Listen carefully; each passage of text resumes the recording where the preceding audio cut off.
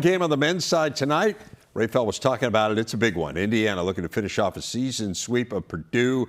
Remember, the Hoosiers won the first meeting in late January in Bloomington. They hit 12 threes in that game. Lamar Wilkerson leading the way with 19. Nick Dorn added 18. It was the biggest win of the year for Indiana.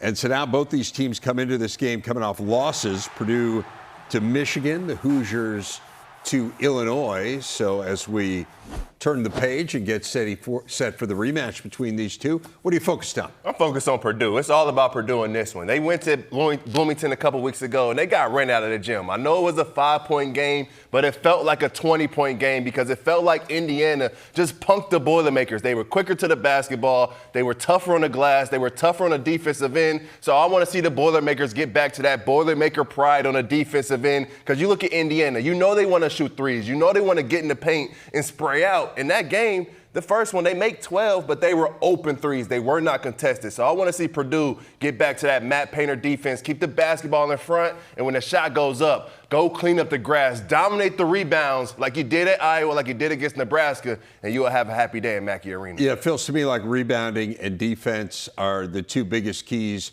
for Purdue. What do you think about psychologically? Matt, I think, made it pretty clear off the last effort against Michigan, basically saying, hey, look, they're way better than us right now. They're going to win the Big Ten. Our goal, partly was to win the Big Ten, but also can you climb? Can you compete for the national title? They're preseason number one, and that goal still very much in their grasp, but they clearly have work to do. What do you think just about the mental state of where this Purdue team is right now? I think now, honestly, with the monkey off their back of not being able to win the Big Ten conference race outright, they can play more free now. They can play more open. They can just get back to playing basketball the right way and having fun with it. There's no more pressure on the Boilermakers to win the Big Ten. So now it's about winning games, improving your Big Ten tournament seed, improving your NCAA tournament seed, because you may be a 5 seed in the Big Ten tournament, but if they win some games to finish out this season, they could work their way to a 2 seed in the NCAA tournament. So although the Big Ten may be out of reach, you still need a good seed in the NCAA tournament if you want to go win 6 games, get to the Final Four, and win a national championship. As we focus in on Indiana's side tonight, you mentioned last time,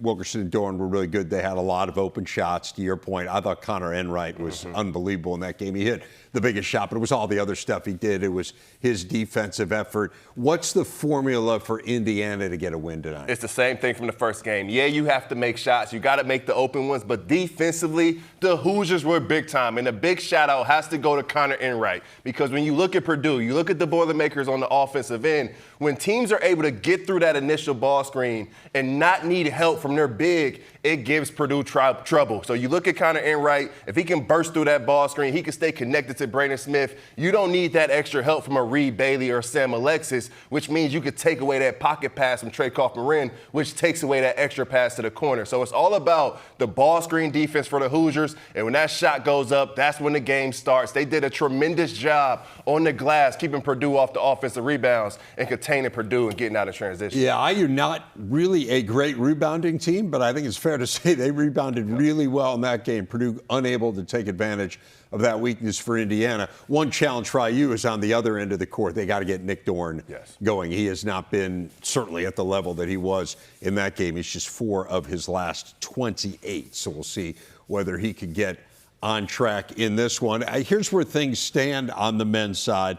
Just over 2 weeks left until we head over to the United Center for the conference tournament. Remember, extra day this year, all 18 teams qualify, unlike last season. So that means we have triple buys for the top 4, double buys for the top 8. Purdue's 5th right now. They would lose out on a 3-way tiebreaker with Nebraska and Michigan State. Indiana's 10th. They're a game behind Ohio State and UCLA. So Purdue's out of the triple bye right now, but interestingly, just based on their schedule going down the stretch, they have a better than 60% chance of getting one. So we've talked about kind of recalibrating your expectations here and your goals for Purdue. Part of this is trying to get the triple bye, but really I think part of it is just, can you be playing well? Can you be playing with confidence? You've just looked at like the marquee games they played and games at home, right? I mean, Iowa State and Illinois and Purdue, or in Michigan, I should say. These are games that Purdue would typically, you get these teams at Mackey and you feel really good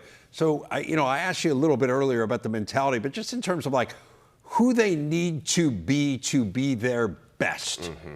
Who is that, and what is that, and how do you get there? You look at the second half of that Michigan game, I think you started to see a little glimpse of who Purdue could be. Because when I look at this team on the offensive end, they're not the same team from last season. They have to stop playing like it. Braden Smith, an awesome passer, best passer that we may have ever seen in college basketball. He's got to be a scorer. He's got to be a guy that can go out there and get those guys 20 points a game. Trey Kaufman-Renn has to be a big-time scorer. It starts with those two. You need Trey Kaufman-Renn. You need Braden Smith to be at their best. When they're at their best, they're two All-Americans. You need Fletcher Lawyer to make shots. When you look at the games that Purdue has struggled or lost this season, the big three haven't been big. And you're not going to win games in March. You're not going to win games in January or February if your best players aren't playing their best basketball. When those three are on the same page, Purdue is one of the best teams in the country. And then defensively, keep the ball in front. When Purdue plays teams with 2-3 guards that can get into lane and make plays, they tend to struggle. They tend to overhelp. They give up so many open shots. It's got to be toughness. It's got to be playing hard on the defensive end. But at the end of the day, your stars got to be stars, and theirs haven't answered the call this season. That's the part I think that's really curious and this was an issue in a big way last year as well, just kind of perimeter defense, not being able to stop teams from getting downhill and then finding themselves in disadvantageous positions defensively and kind of getting taken advantage of there. So we'll see whether or not they're able to rectify that down the stretch. How about IU in the stretch run? This is far and away their toughest game. Indiana is a tournament team right now, but they're kind of on the cusp in terms of the NCAA tournament. You see their numbers right here in terms of where they'll fit into the Big Ten. They're probably in single bye territory right now. They need a really good finish here and need some things to break their way to end up as a double bye team. But how do you see IU as they head toward the postseason? I mean, you talk about where Purdue is with their morale right now. If you're Indiana, you get this win on the road, you sweep Purdue, a top 10 team, you feel so much confidence in that locker room. You feel as though you can go out and beat anyone in the country. The game coming up against Wisconsin, another litmus test, another time to go out there and test yourselves against another tournament squad. When you look at Indiana, you got one of the better players in the conference in Lamar Wilkerson. When he gets help on the offensive end, it makes this Hoosier squad extremely scary. And then you add in the toughness and the defensive tenacity they've been playing with as of late with Connor Enright. This team could win some games, do some damage in the March, not just get into the tournament, but they win out the rest of the season. They get a good seed. They could win a couple games. You could be looking at Indiana, not just winning the National Football Championship, but making some noise in March Madness, which would be crazy for Purdue.